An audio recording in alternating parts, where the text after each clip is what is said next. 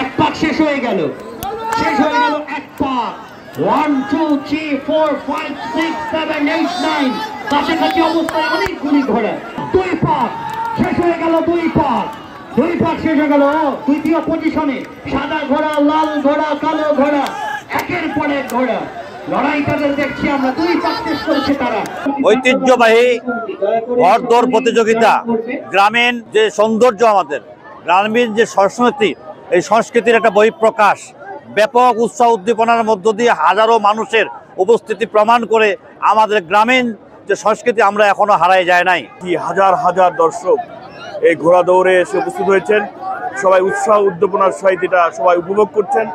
আমরা ধন্যবাদ জ্ঞাপন করছি এবং আশা করছি ইনশাল্লাহ এর পরের বছর এই আয়োজকদের সাথে আমরা আছি, সার্বিকভাবে থাকব এবং এই আয়োজনটাকে আরও ব্যাপকভাবে আমরা বিস্তীর্ণ লাভ করার জন্য সার্বিক সহযোগিতা করব। ভাই, আমি অনেক দূর থেকে এসেছি। আমার বাড়ি এখান থেকে দীর্ঘ 12 কিলোমিটার দূর থেকে এসেছি। আমি সকালে এসেছি। এই ঘোড়া খেলাটা দেখে আমাকে অনেক ভালো লাগতেছে। ছোট বড় মিলে সকলে মিলে আমরা ঘোড়া খেলা উপভোগ করলাম। আমি 3 বছর থেকে ঘোড়া চালাই, আজকে ফার্স্ট হয়েছি, আজকে আমি সেকেন্ড হয়েছি, অনেক ভালো লাগতেছে। আমি প্রায় 1 বছর থেকে ঘোড়া চালাই। আমার ঘোড়ার নাম জান্নাতি। বিগত সরকার, ফ্যাসিস্ট সরকারের আমলেই গ্রাম বাংলা ঐতিহ্যবাহী খেলাগুলোকে সম্পূর্ণ বন্ধ করে দিয়েছে। লোকজন জমা দিলে ভয় পায়, তারই আলোকে আমরা এই খেলাগুলোকে চালু করতে পারিনি।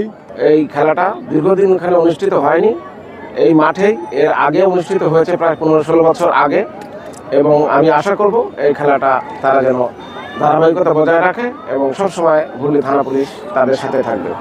চমৎকার, ওরে বাবা রে বাবা, কাছাকাছি অবস্থায় অনেকগুলি ঘোড়া তাদেরকে দেখছি আমরা। এখন অবধি পর্যন্ত 7 পাক নিতে হবে। লড়াই তাদের দেখছি আমরা, 2 পাক শেষ করেছে তারা। ঝাড়বাড়ির মানুষ 3 পাকের জন্য কি দর্শক বন্ধুরা খেলা হবে।